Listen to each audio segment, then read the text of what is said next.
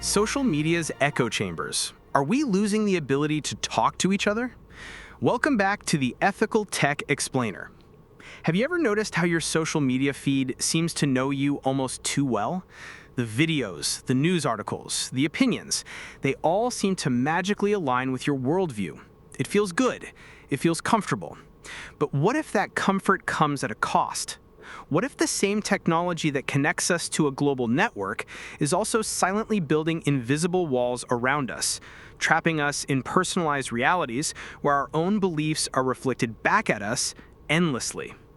Today, we are entering the echo chamber and asking, is social media destroying our ability to talk to one another? To understand this, we need to talk about the business model of social media.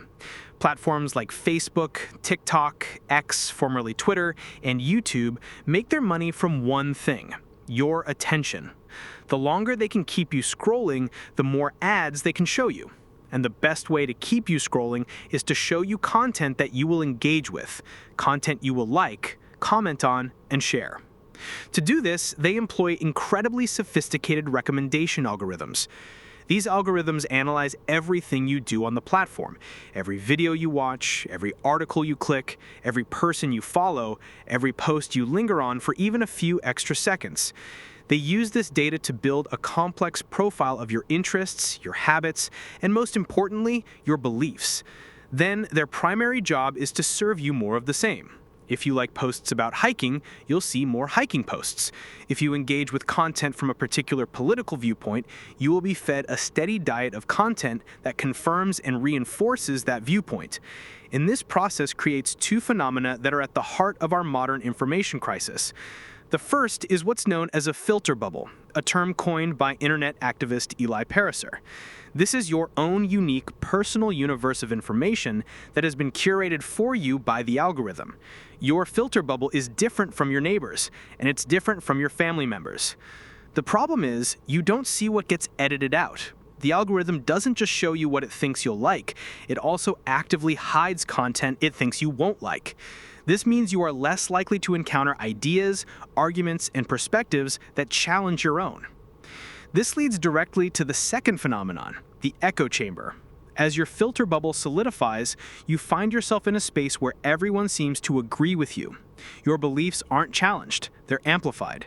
Dissenting opinions are rare, and when they do appear, they can seem extreme or absurd because you've been isolated from the mainstream arguments of the other side.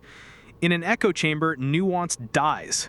Beliefs become more extreme, and our perception of the opposition becomes distorted and often demonized. We start to believe that our little corner of the internet represents the majority, and that anyone who disagrees is not just wrong, but foolish or even malevolent. The ethical failure here is a direct conflict of interest. The stated mission of these platforms is often to connect the world or bring people closer together, but their algorithmic imperative is simply to maximize engagement. And, unfortunately, studies have shown that content that is emotional, outrageous, and polarizing often generates the most engagement. The algorithm doesn't have a moral compass. It can't distinguish between healthy debate and toxic misinformation. If a conspiracy theory gets more clicks and shares than a well-researched news article, the algorithm will promote the conspiracy theory. The societal consequences are severe. When we no longer share a common set of facts or a shared reality, it becomes nearly impossible to tackle complex problems like climate change, public health, or economic policy. Compromise requires understanding, and understanding requires exposure to different points of view. By sorting us into digital tribes, social media algorithms are eroding the very foundation of democratic discourse. It's not just that we disagree, it's that we can't even agree on what we're disagreeing about. So what can we do? Breaking out of our filter bubbles requires conscious effort. We can deliberately follow people in publications that hold different views. We can use tools that show us news from across the political spectrum. We can also be more mindful of our own emotional reactions to content. Outrage is a powerful tool for engagement, and we should be skeptical of content that seems designed to provoke it. Ultimately, however, the responsibility lies with the platforms. There are growing calls for greater algorithmic transparency so we can understand why we are being shown certain content. And perhaps a fundamental redesign is needed. a shift away from a model that optimizes for pure engagement towards one that prioritizes healthier, more constructive conversations.